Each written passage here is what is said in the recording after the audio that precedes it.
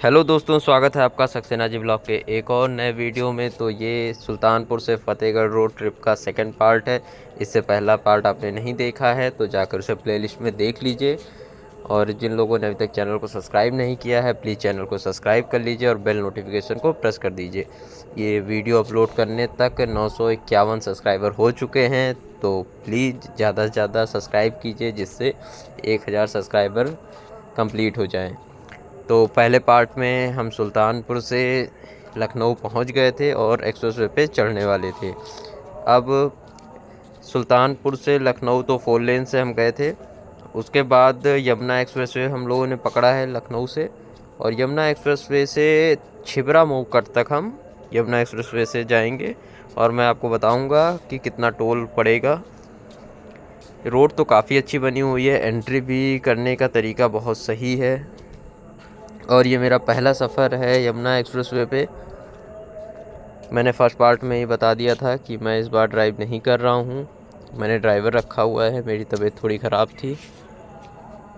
और यमुना एक्सप्रेसवे पे अगर आप जा रहे हैं तो प्लीज़ स्पीड का थोड़ा सा कंट्रोल कीजिएगा, क्योंकि यहाँ पर कैमरे लगे हुए हैं और अगर आपने ज़रा सा भी ओवर स्पीडिंग की तो तुरंत आपका चालान कट जाएगा। बहुत अच्छा एक्सप्रेसवे बना हुआ है और जैसे ही आप इस पर चढ़ेंगे आपका मन करेगा कि 160-170 की रफ्तार से गाड़ी चलाई जाए। लेकिन देखिए, जैसे पूरे एक्सप्रेसवे पे आप देख भी पा रहे होंगे, वाइट पेन से लिखा भी है, देखिए कार लेन लिखा हुआ है बीच वाले पे, लेफ़्ट साइड पे लिखा हुआ है बस और ट्रक लेन, और देखिए राइट साइड पे लिखा हुआ है ओवरटेकिंग लेन। और उस ऊपर आपको स्पीड भी दिखी होगी कि बस ट्रक की 80, कार की 100। तो पूरा उसी को फॉलो करने की कोशिश कीजिए तो ज़्यादा सही है, वरना आजकल आप जान ही रहे हैं कि चालान के लिए आपको रोकने की ज़रूरत नहीं पड़ती है।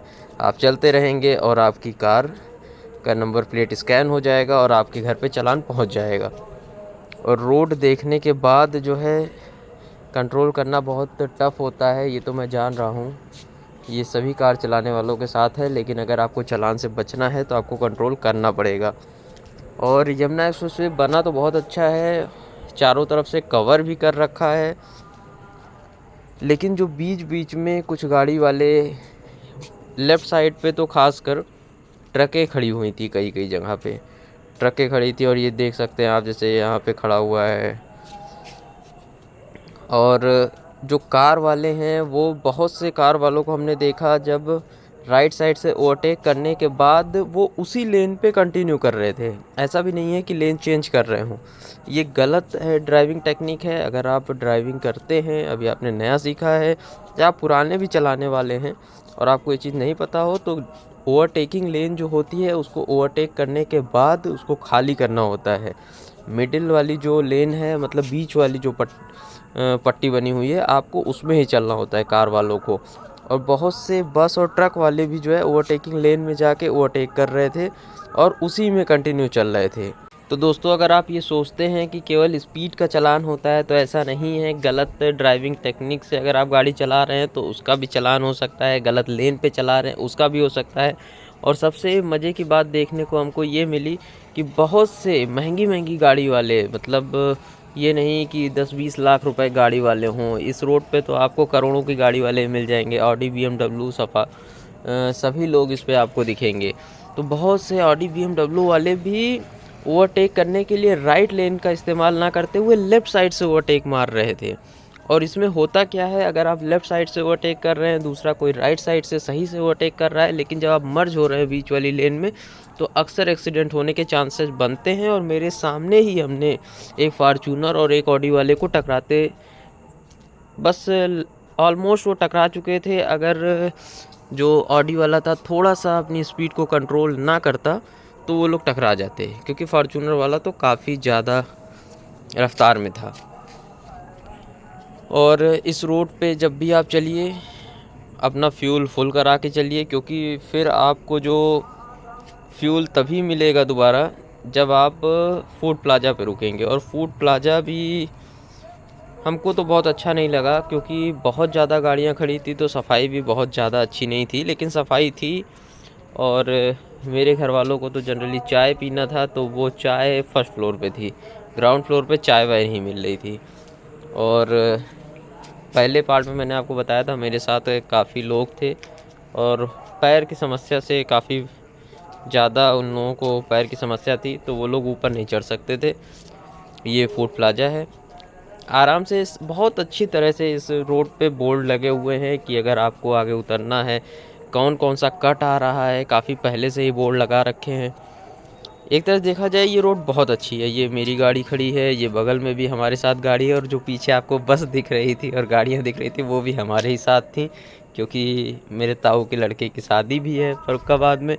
तो मैं कई चीज़ों को एक साथ लेके चला हूँ कि उनकी शादी भी रात में अटेंड करूँगा और उससे पहले महासमाधि बनी हुई है हमारे लोगों के ही रिलेटिव्स के, तो उस वहाँ पर भी हम लोगों को जाना था। वहाँ पर भी काफ़ी दूर दूर से लोग आते हैं, तो ये किस्मत की बात थी कि शादी वहीं पड़ गई और हम लोग सारा अटेंड कर सके।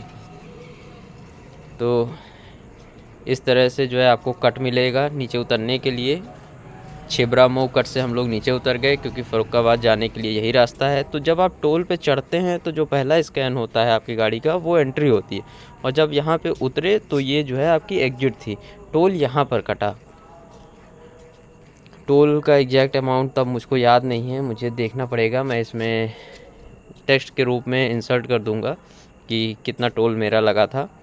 और उसके बाद जब आप यमुना एक्सप्रेसवे से उतर जाएंगे तो इस तरह से पतली पतली रोडों पे, जिस पे एक ही तरफ से जाना आना दोनों था, इस पे मैक्सिमम स्पीड 50 की बन पा रही थी, क्योंकि कुछ ना कुछ इस रोड पे ट्रैक्टर बहुत चल रहे थे और बड़े ही रिस्की ट्रैक्टर चल रहे थे। तो यहाँ पर तो बहुत ज़्यादा दिक्कत थी और कुछ खाने पीने के लिए भी इस रोड पे बहुत अच्छी दुकानें नहीं दिख रही थी। फिर हम लोगों ने बहुत मेहनत करके ढूंढा तो हम लोगों को एक होटल अच्छा मिल गया, तो जो हम लोगों ने वहाँ पर थोड़ा सा खाना वाना खाया। खाना लेके आए थे हम लोग क्या, मामी हमारी लेके आई थी लखनऊ से। उनको खाना बनाने का और खिलाने का बहुत शौक़ है, तो वो खाना सबके लिए लेके आई थी। और ये ट्रैक्टर आप देख ही पा रहे हैं। इस रोड पे हमको कारें नहीं दिख रही थी ज़्यादा, इस रोड पे ज़्यादा ट्रैक्टर, साइकिल, ये सब ज़्यादा दिख रहे थे, मोटरसाइकिल। तो मतलब पूरी फीलिंग आ रही थी गांव वाली और बड़ा अच्छा भी लग रहा था। बहुत दिनों बाद कोई मतलब इस तरह से गांव देख रहे थे। कभी मैं आपको बताऊंगा मेरे बचपन की स्टोरी कि हम कहाँ रहते थे, किस तरह से। किसी वीडियो में अगर आप डिमांड करेंगे तो मैं बताऊंगा, वरना तो कोई ज़रूरत ही नहीं है अगर आपको इंटरेस्ट ही नहीं है सुनने में। और ये पूरी रोड फर्रुखाबाद तक हम लोग जाना था फतेहगढ़, लेकिन हम लोग फतेहगढ़ के आगे फर्रुखाबाद चले गए थे होटल ढूंढते ढूंढते। अभी वो भी आपको मैं दिखाऊंगा। ये एक तो सबसे अच्छी लोकेशन में ये लग रही थी कि लेफ़्ट साइड पे रेल की पटरियाँ थी और राइट साइड पे हमारा रोड बनी हुई थी। तो जैसे पुरानी पिक्चरों में होता नहीं था, हीरो जो है लटक के गाने गा रहा है अपनी जीप में और लेफ़्ट साइड पे ट्रेन चली जा रही है, उसमें हीरोइन बैठी है खिड़की पे। ये सब सीन शूट करनी हो या एक्सपीरियंस करना हो तो हीरोइन को मतलब अपनी पार्टनर को ट्रेन पे बैठा दीजिए और चल दीजिए इस रोड पे। तो ये जगह मिली थी हमको।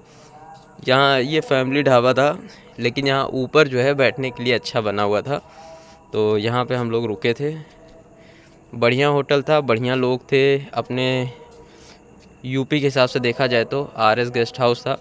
इनके पूरे एरिया में बैठ के हम लोग खाना खाए, पानी भी अपना था, सब कुछ था। अपने लोगों के यहाँ तो अगर किसी होटल वाले से बोल दो हम अपना खाना खाएंगे तो वो परेशान हो जाता है, नहीं ऐसा नहीं हो पाएगा। लेकिन इन्होंने चेयर और टेबल पूरी साफ़ करवाई बड़े अच्छे से। इनको कोई दिक्कत नहीं थी, बल्कि हमने कोल्ड ड्रिंक इनसे ली थी तो इनको नहीं पता था, मतलब जैसे फ्रिज रखा था हमने निकाल ली थी, तो ये इन्हें कोई फ़र्क भी नहीं पड़ रहा था। इन्होंने पूछा भी नहीं कि आपने लिया था उसके चार्जेस आपने दिए कि नहीं दिए। जब हमने बच्चे के हाथ में देखा तो हम खुद उल्टा लौट के गए, उनसे पूछा हमने कि भैया ये कितने की थी, ये निकाल लिया था हमने। तो देखा उन्होंने था, बोले सर हमने देखा था, लेकिन इतनी छोटी सी चीज़ के लिए 20 रुपए की चीज़ के लिए क्या टोका जाए। तो ये चीज़ हमको बड़ी अच्छी लगी कि मतलब कितने पेशेंस वाले लोग थे। अगर आप लोग मुझे पर्सनली जानते हैं तो जानते ही होंगे मैं कितना कम पेशेंस वाला इंसान हूँ। और वहीं पे कुछ लोग बैठे थे तो उन्होंने ये आश्रम बताया। ये आश्रम काफ़ी अच्छा बना हुआ था, जिनके यहाँ महासमाधि हम लोग जा रहे हैं उन्हीं के शिष्य का था। तो उन्होंने कहा इसको भी आप विज़िट कर लीजिए, तो हम लोग यहाँ पर भी गए। अब ये देखिए बोर्ड आ गया है, फ़र्रुखाबाद में स्वागत कर लिया इन्होंने। और फालतू के जाम में भी हम लोग फंस गए थे। इतना ट्रक कह रहा हूँ मैं, इतना ट्रैक्टर और गाड़ियों का लोड था। एक मार्केट पड़ी, उसमें पूरा जाम ही लग गया था।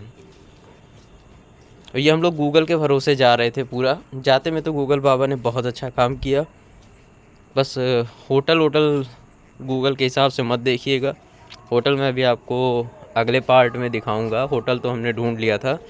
जो नुकसान हुआ है गाड़ी में वो भी मैं आपको बताऊंगा कैसे और कहाँ पे हुआ। ये रोड देख के आप सोच रहे होंगे कि ये तो अच्छी रोड है, 50-60 की स्पीड ये क्यों बता रहे हैं। लेकिन जब आप इस पर चलाएंगे गाड़ी जाके, या अगर आप गए होंगे कभी, तो आपको पता चल जाएगा। एक तो इस पर कर बहुत ज़्यादा थे और बीच बीच में कोई ना कोई चढ़ आ रहा था। तो जो अच्छा एवरेज गाड़ी दिखा रही थी लखनऊ आगरा एक्सप्रेस वे पे, वो सारा यहाँ शांत हो गया था। और ये एक हनुमान जी का मंदिर था, काफ़ी अच्छा लगा, लेकिन उतरा नहीं था मैं, काफ़ी जाम लगा हुआ था। फिर वो आ गई फिल्मों की हीरो हीरोइन वाली शूटिंग वाली जगह। पूरे फ़र्रुखाबाद में इस तरह की लाइन और सड़क देख के मुझे बड़ा अच्छा लग रहा था पूरा। अगर आप फिल्मों के शौकीन हैं और पुरानी पिक्चरों के, तो आप पूरा इमेजिन कर सकते हैं कि मतलब मैं क्या चीज़ कह रहा हूँ। और यहाँ पे हम लोग भटक गए थे।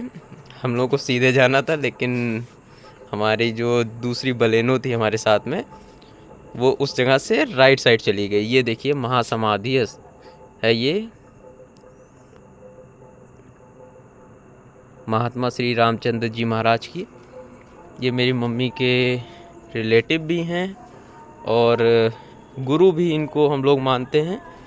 तो ये महासमाधि बनी हुई थी, बिल्कुल ऑन द रोड थी ये। काफ़ी शांति वाली जगह थी, काफ़ी अच्छा लगा हमको तो यहाँ जाकर, क्योंकि पूजा पाठ वाली जगह हम खूब जाते हैं। अगर आप लोगों ने चैनल पे देखा हो तो मैं अकेला भी रहता हूँ, तो मुझे कहीं अगर टाइम अपना खर्च करना है तो मैं मंदिर, मस्जिद, गुरुद्वारा, चर्च कहीं भी चला जाता हूँ, कहीं भी घुस जाता हूँ। अब आप इस पागलपंथी समझिए, कुछ भी समझिए, लेकिन कोई धर्म हमसे मुझे फ़र्क नहीं पड़ता, मैं तो कहीं भी चला जाता हूँ।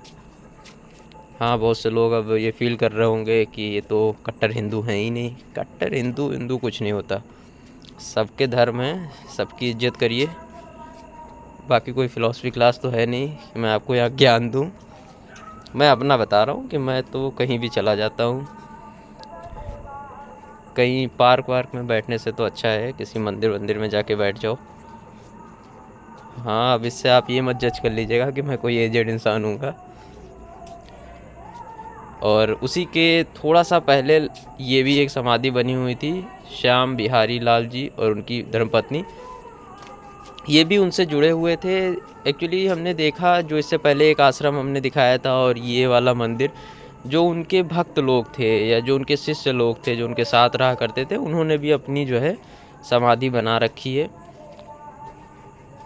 और सबसे अच्छी चीज़ क्या है इन सब चीज़ों में, अब ये मत सोचिएगा कि थोड़े फैमिली के हैं इसलिए ऐसा कह रहे हैं, कि यहाँ पे शांति बहुत मिलती है इन सब जगहों पर। और आपसे एक भी रुपए की कोई डिमांड नहीं करेगा। अगर आप देना भी चाहेंगे तो कोई लेने को तैयार नहीं होगा। यहाँ पर पैसे से कोई लेना देना नहीं है। ये सब जगह जितनी भी बनी हुई हैं, ये सब माँ समाधि में ये कंस्ट्रक्शन हो रहा था, अभी और अच्छे से बन जाएगी ये।